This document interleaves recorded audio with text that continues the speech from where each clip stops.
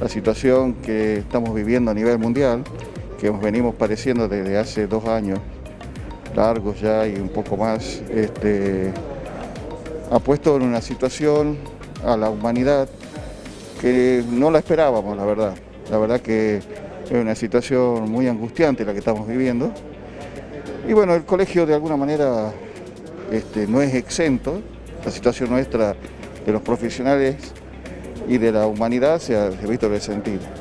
Tal motivo nosotros tenemos el honor, el inmenso honor de recibir en nuestra casa al doctor Alfredo Miroli, con quien nos va a poder explicar un poco más de esta situación y darnos un punto de vista a nosotros que no somos personas de la salud y está destinado al público en general, en realidad, para que nos cuente un poco sobre la pandemia, sobre este virus. Llego honrado por una invitación que me hace el Colegio de Ingenieros para venir dentro del marco de conferencias que dan periódicamente para la educación comunitaria y de sus socios, venir a hablar de este virus. La conferencia se llama El virus, o sea, el SARS coronavirus 2, la enfermedad que produce la COVID-19, mitos, realidades y fantasías que hay alrededor de esta charla. Es para un público profesional, pero no biológico, molecular, genético ni médico.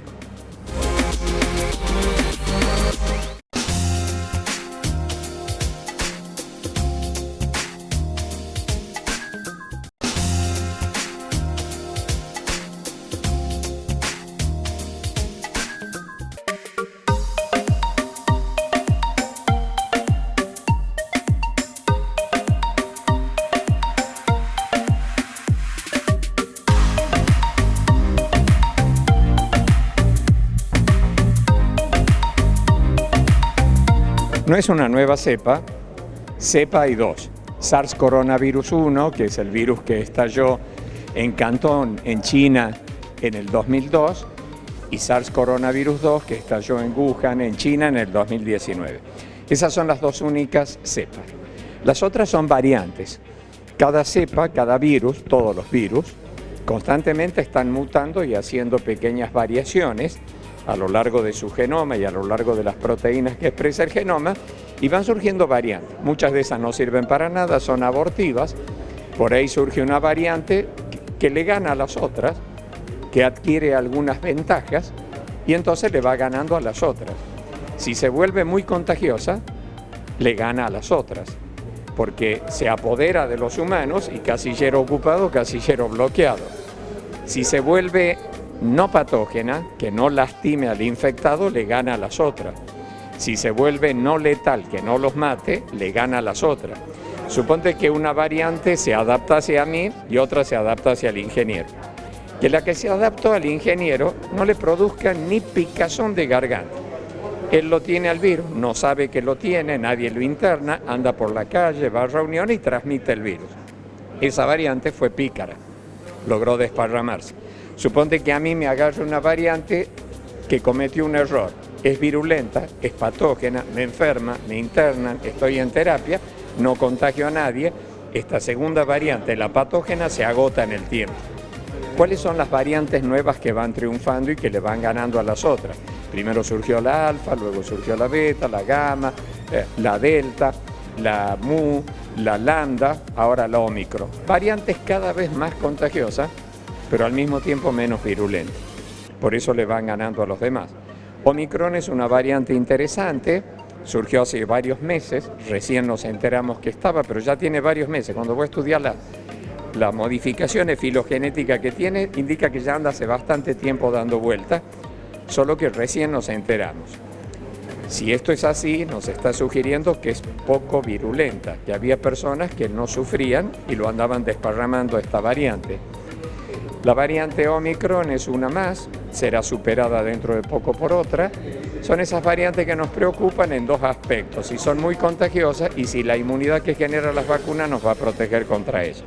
Hasta el momento todo indica que sí, que es una variante más de las que van apareciendo en el tiempo, pero no le da hasta ahora ninguna característica para tenerle terror, pánico.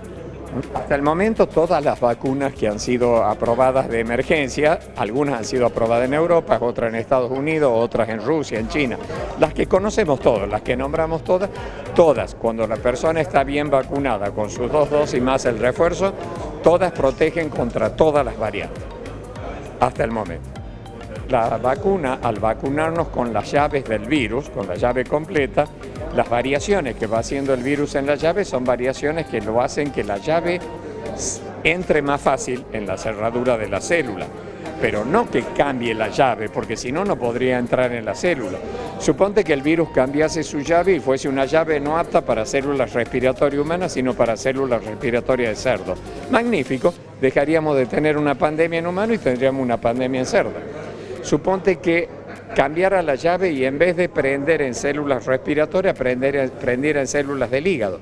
Ahí las vacunas no nos protegerían porque tendría otra llave, pero asistiríamos a una pandemia de hepatitis, no de neumonía, porque el virus habría.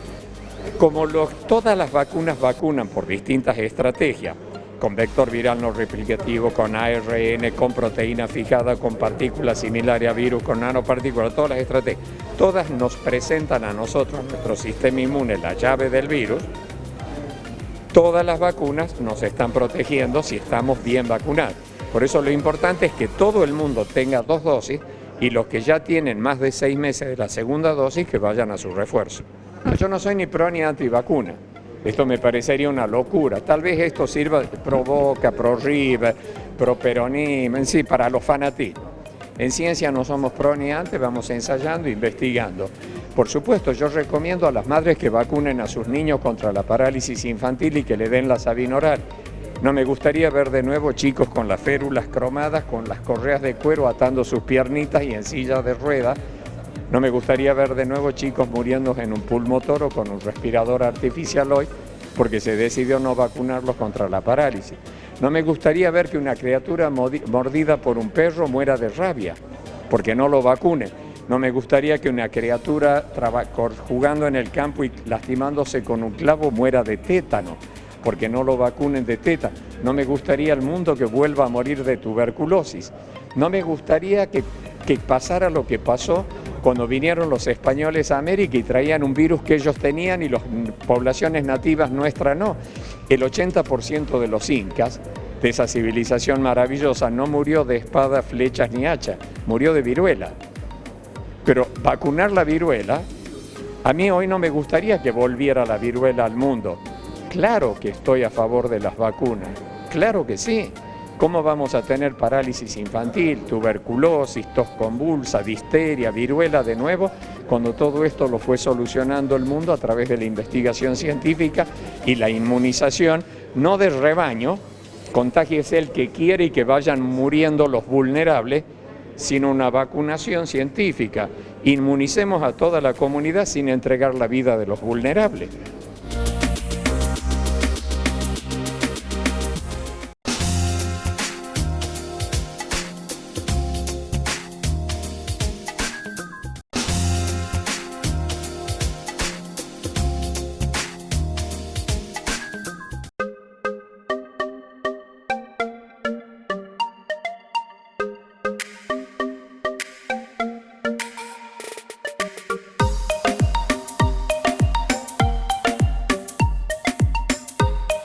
¿Cuál es su opinión acerca de las últimas y recientes medidas del gobierno de la provincia, que ahora se sumó la Nación, al respecto de la aportación del carnet de vacunación para tránsito en la mayoría de los lugares de esparcimiento del país? Yo creo en la educación, creo que tenemos que educar mucho para que las personas se vacunen por querer vivir, por querer estar sanos, por amar la vida, por amar la salud y por amar a los que aman. Cuando yo llego a mi casa, en mi casa no viven personas con las que esté enfrentado ni con odio. Y si cuando yo en la calle no me porté de acuerdo a las formas para evitar la infección o no me vacuné y vuelvo con el virus en la casa, a quienes voy a lastimar y a quienes puedo ejecutar son a las personas que amo. Por eso todos deberíamos ir corriendo a vacunarnos. Y si luego no habría que pedir carnet, si todos estaríamos vacunados porque quisiéramos estar sanos y sentirnos protegidos. Pero las redes sociales, ningún virus tuvo como aliado a las redes sociales antes, Las redes sociales generaron alrededor de la vacuna y del virus una serie de mitos, fantasías, que han hecho que muchas personas de buena fe tengan miedo de vacunarse, crean cosas que no producen las vacunas, entonces están un poco asustadas. Bueno, es cuestión de educar, es cuestión de educar. Sí, está bien que haya el carnet, pero son medidas en las que yo no participo, no es que esté a favor ni en contra, sino que son medidas que tienen que tomar las autoridades y ellos las irán midiendo en el tiempo, irán viendo. Como yo no soy autoridad de nada, entonces yo lo que voy haciendo es investigando y educando. Nosotros hemos adoptado los protocolos que vienen siendo sugeridos por la Organización Mundial de la Salud desde el primer momento y obviamente nosotros estamos cumpliendo con esos protocolos. ¿La actividad se vio muy afectada de la pandemia? Sí. De todas las actividades y sobre todo la nuestra, que tiene una situación muy particular porque hay mucho trabajo en el cual la administración, actuamos mucho con la administración pública y la verdad que el receso y todo este sistema pandémico que ha afectado, hay oficinas que directamente dejaron de atender por meses, por cuanto las personas tenían comorbilidades que afectaban el funcionamiento de la oficina.